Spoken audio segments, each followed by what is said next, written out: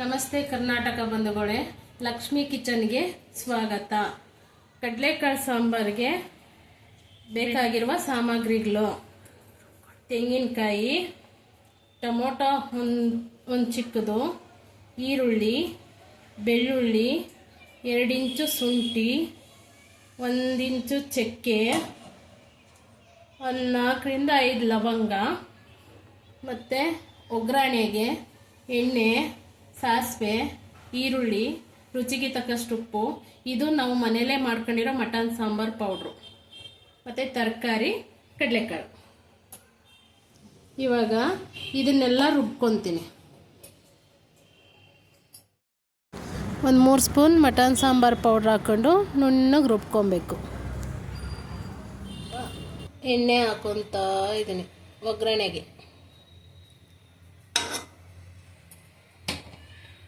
ಕಾಯಬೇಕು. ಸ್ವಲ್ಪ ಸಾಸಿವೆ, ಇದಾದ್ಮೇಲೆ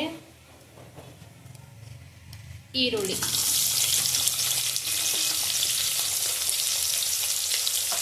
ರುಚಿ ಬೇಕು ಅಂದರೆ ಹಾಕ್ಕೊಡಿ.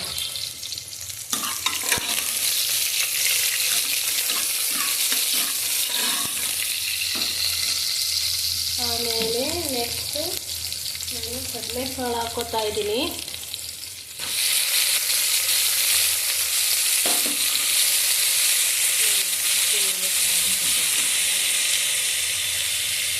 ಕಡಲೆಕಾಳು ಕಡಲೆಬೇಳೆ 2 ಮಿಕ್ಸ್ ಮಾಡಿ ಹಾಕ್ಕೊಂಡಿದ್ದೀನಿ ನಾನು.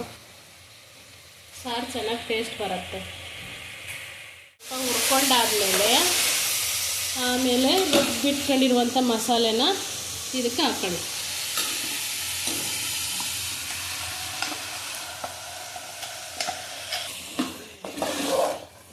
ನಮಗೆ ಎಷ್ಟು ಬೇಕೋ ಅಷ್ಟು ನೀರು ಮಿಕ್ಸ್ ಮಾಡ್ಕೊಳ್ಳೋದು. ಇವಾಗ ಬೇಕು ಅಂದರೆ ಗಟ್ಟಿಗೂ ಮಾಡ್ಕೊಬೋದು, ತೆಳ್ಳಗೆ ಬೇಕು ಅಂದರೆ ತೆಳ್ಳಗೂ ಮಾಡ್ಕೊಬೋದು.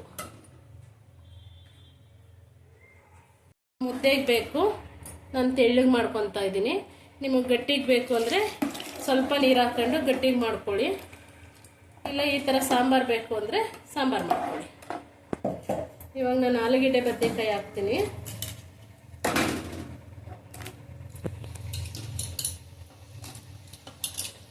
ಇಷ್ಟು ಸಾಕು. ಈಗ ರುಚಿಗೆ ತಕ್ಕಷ್ಟು ಉಪ್ಪು.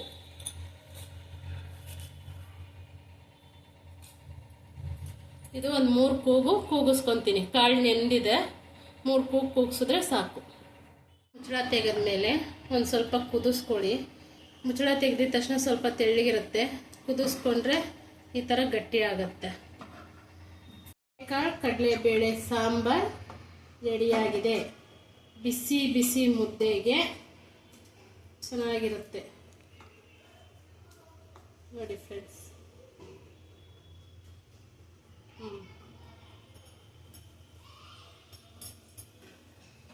ರೆಸಿಪಿ ನಿಮಗಿಷ್ಟ ಆದಲ್ಲಿ ನನ್ನ ಚಾನಲ್ನ ಸಬ್ಸ್ಕ್ರೈಬ್ ಮಾಡ್ಕೊಳ್ಳಿ, ಲೈಕ್ ಮಾಡಿ, ಶೇರ್ ಮಾಡಿ, ಕಮೆಂಟ್ ಮಾಡಿ. Thank you friends.